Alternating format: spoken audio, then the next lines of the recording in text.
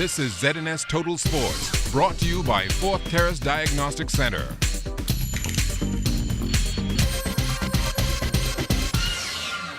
This is your first look at sports. I'm Jonathan Benson. Sports World Ministries, a non-profit organization that sends former professional athletes across the United States to share their personal life experiences and encourage students to make positive choices with the message of hope. They are coming to the Bahamas from October 8th through the 12th. The group will be in Nassau and Freeport. Jackie Bain is spearheading the initiative for the local organizing committee. The success level isn't based on the numbers. It's based on the one or two persons that will get the message and make a change from a negative culture to a positive culture. And that's what we have to do. We have to keep, as youth leaders, as parents, as national leaders, we have to continue to just bring forward that message to the young people. They need it daily in their lives. Well, the Province Softball Association getting in some makeup games last night at the Blue Hill Sporting Complex. In ladies play, the Sigma Wildcats fell behind early against the Black Scorpions, but the Cats got their act together in the third inning, and from there they never looked back. The Cats stopped the Scorpions 15-6 in 5 innings. Jeanette Hilton, she picked up the win over Marvell Miller. Donette Edwards, she led the Cats offense going 3 for 4, 2 runs batted in and 3 runs scored. Renee Sunshine Davis, she was 2 for 4, a double, and she had an in-the-park home run, 5 runs batted in and 3 runs scored.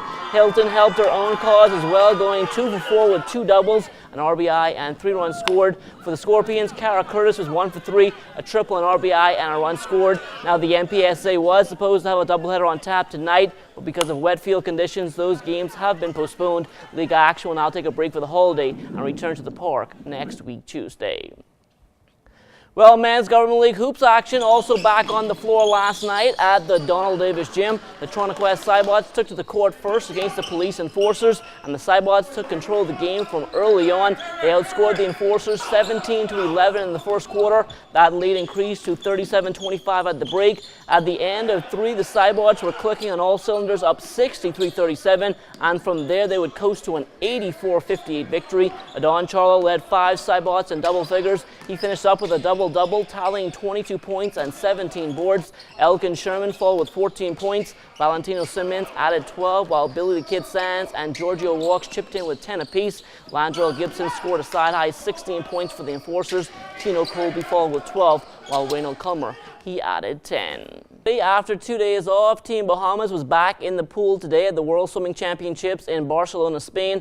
Ariana Vanderpool Wallace took part in her first event this morning, and the Olympic finalist was second in her heat of the 100-meter freestyle in 54.42. That qualified her for the semifinals in the evening session. She finished her heat there 6th and was 10th overall in 54.44, just missing out on the final. Well, our men's senior national volleyball team will leave town next week for the second round of FIVB World Qualifiers in French St. Martin. Joining the Bahamas and the hosts will be Barbados and Nicaragua. Only the top team will automatically move on to the third round of qualifiers, but the second place team also has a chance to advance based on how they stack up with the second place finishers from the other 5 groups. The only team I'm familiar with so far is Barbados. We beat them in CVC, so they're no stranger to us. So we play them just about every time we go and we play them. So we know what we're up against and they know what they're up against, and that's the team that we're looking into facing it going into the finals. We've had a setback with the gym at Secondal, but you know, we're the Caribbean champs right now, and we still have this core unit, so we should be fine and probably finish first again. We've had a lot of challenges with a venue to practice, and hence we haven't gotten the intense and the amount of practices that we would have liked to put in. But yet still, I think the fellas, they're ready and they're focused, and you know, hopefully if we go there and execute, even if we remember what we did in the past, I think we'll do relatively good. Nausicaa has the Bahamas rated number 1 to win that tournament. So we are poised to win another gold medal from our senior men. And we do have, the good thing about it is we have some of our younger junior players that'll be on that team. So we are only getting better and better and better. Now, President of the Bahamas Volleyball Federation, Joe Smith, just stated this team will feature more junior players than in years past, and there's a good reason for that. We were mandated by Nausicaa to have youth and junior players on our team. You know, everybody now is focused on the development of volleyball, and we think our youth and juniors are going to be the way forward. And as a result, yeah, we're going to try to implement a lot of them on the senior team with the core instead of rebuilding the whole team with just juniors. Obviously, they just got the bronze medal, so they're up and coming, and they're the future of our program, so I think they'll be fine. Well, the 2013 IAAF World Track and Field Championships are set to take place August 10th through the 18th in Moscow, Russia. And Golden Girl Elise Clark says she is going to keep a keen eye on the younger members of Team Bahamas as they continue their quest towards the Olympic Games in Rio. We have a lot of developmental athletes here in the Bahamas. So when you think of 2016, majority of the athletes will be seasoned by then. And we'll definitely do well in both sprints at the 2016 Olympics in Brazil. We have, like, the sprinters are doing exceptionally well. They have proven themselves on the world scene. The quarter milers are up and coming, and they're doing very well. And me as a former athlete, I'm very proud of them, and I wish them all the best. I know they're going to represent us well. Well, the Bahamas Basketball Federation's 2013 Summer of Thunder Series is set to get underway tomorrow at the Kendall Isaacs Gym. And between now and then, Director of International Competitions for the BBF, Sean Bastian, hopes to see some last-minute work done to the facility. I'm still concerned with the floor. I'm still concerned with the scoreboards, the lighting, the locker rooms. There's some things that needs to happen before Friday. I must say this, I must take my hat off to the chairman, Leroy Archer. He's really helped me tremendously with assisting me with the sprucing up with Kendall Isaac. But here again, some things still needs to happen to accommodate our guests.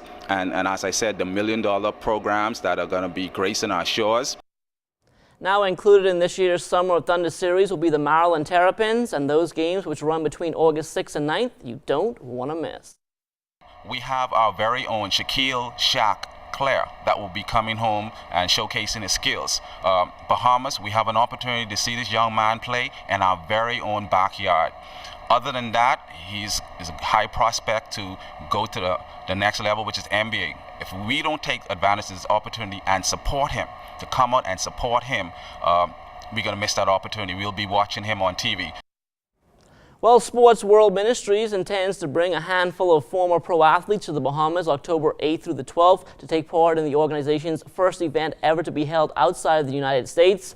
Devon McDonald is a former national champion with the Notre Dame Fighting Irish, who went on to play with the Indianapolis Colts and the Arizona Cardinals in the NFL from '93 to '96, and he now serves as Sports World's president.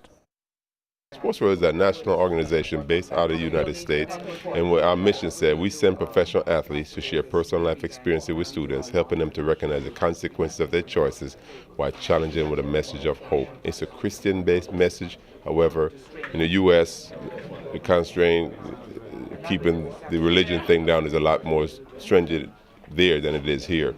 But that's our primary message. So we deal with the drug and the alcohol abuse, keep inspiring message to keep them off of it, and then also the anti-bullying, which is a worldwide thing now, and then the age appropriate. When it's age appropriate, we talk about being abstinent, keeping yourself until you get married. And so that's the essence of Sports World right now, based out of Indianapolis, Indiana. Now with Sports World Ministries coming over in October, it coincides with National Youth Month, and Director of Youth Darren Turnquest is excited about the possibilities. National Youth Month, we really seek to engage and reach the masses, and I think the partnership with Sports World this year will allow for us to engage many more young people, especially those young people who are sports enthusiasts.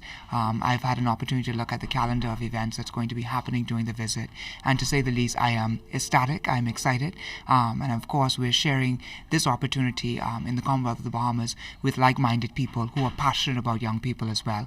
And I think really what we seek to do over the few days that these kind persons are going to be here is to engage and affect change in the lives of young people, and that's what we're here for.